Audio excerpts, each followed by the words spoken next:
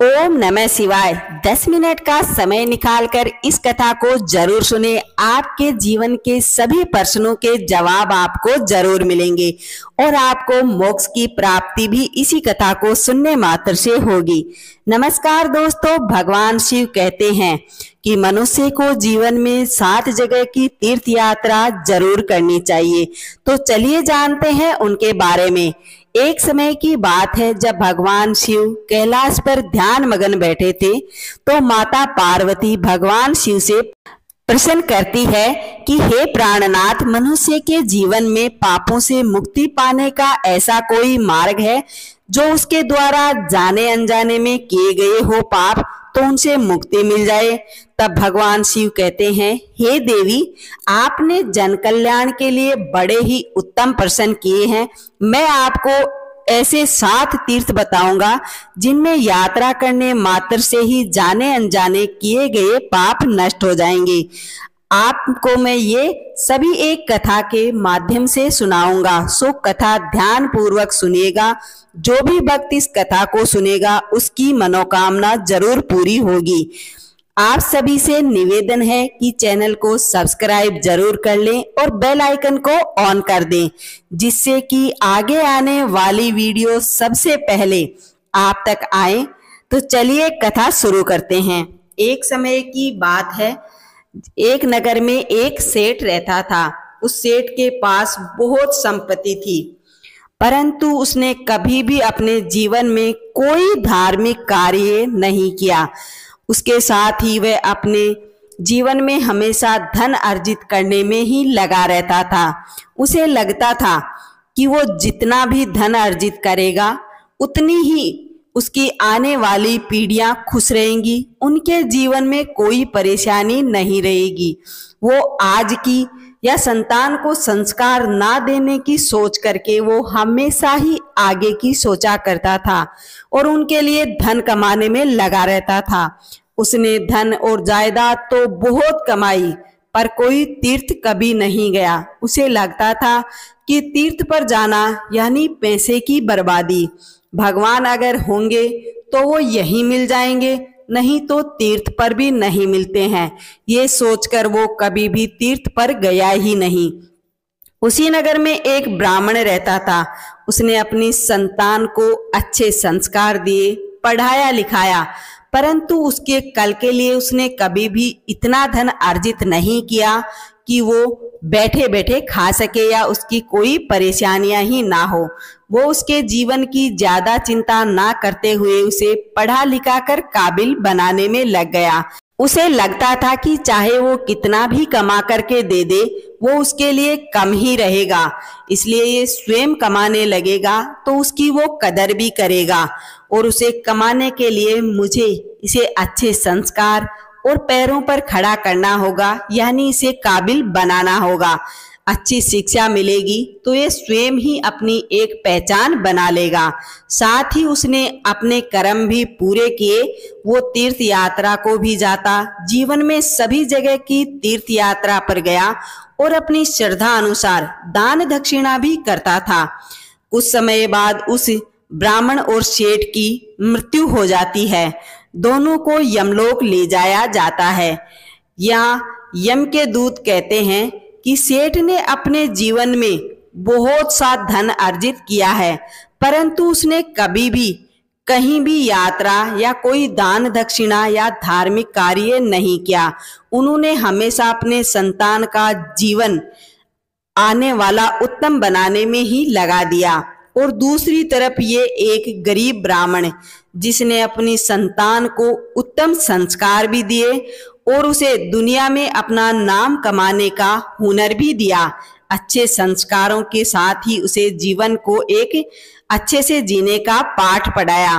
उसने अपनी श्रद्धा अनुसार दान दक्षिणा तीर्थ यात्रा भी की। इसके कारण इसके समस्त पाप नष्ट हो जाते हैं और ये स्वर्ग भोगने के योग्य हो गया।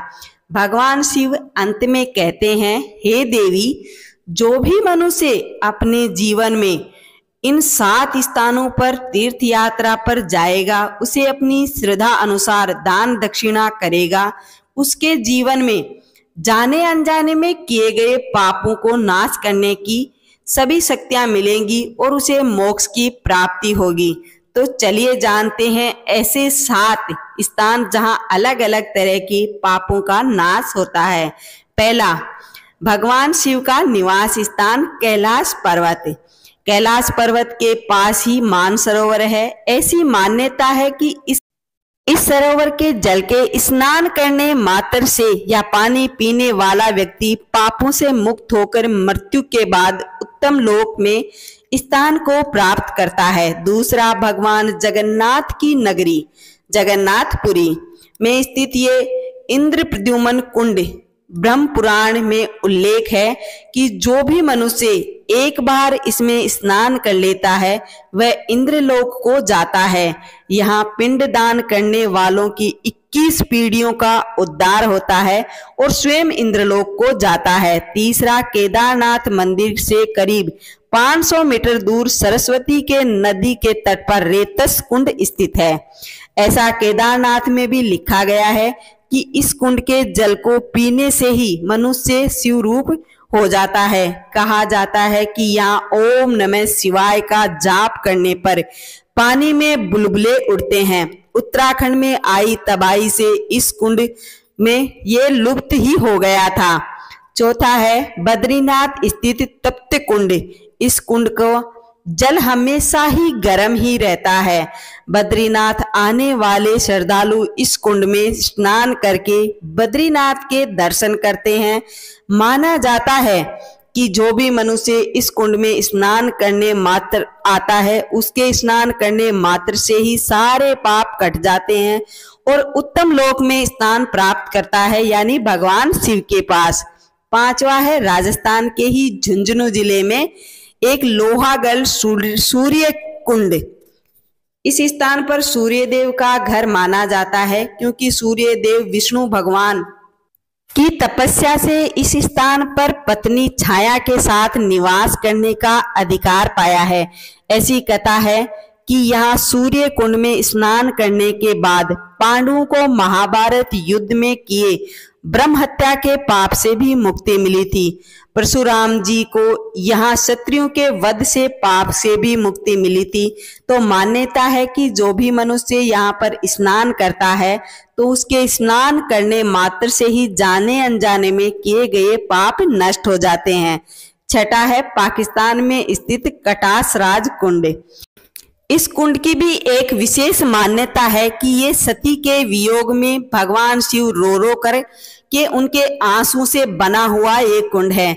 मान्यताओं के अनुसार इस कुंड में स्नान करने से पापों का क्षय होता है और व्यक्ति मोक्ष का अधिकारी बन जाता है। सातवां है गोवर्धन पर्वत की तलहटी में स्थित इस कुंड को श्री कृष्ण नाम से भी जाना जाता है। कहते हैं कि भगवान श्री कृष्ण ने अपनी एडी से जमीन पर जलधारा बहा दी थी।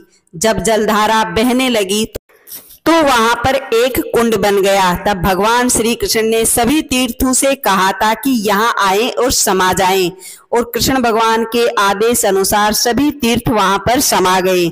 राधा कृष्ण के सामने उपस्थित हुए। इसके बाद इस कुंड में भगवान श्री कृष्ण जी ने स्नान किया। कहा जाता है कि इस कुंड में स्नान करने वालों को एक ही स्नान से सभी तीर्थों के स्नान प्राप्त हो जाते हैं और पुण्य की प्राप्ति होती है।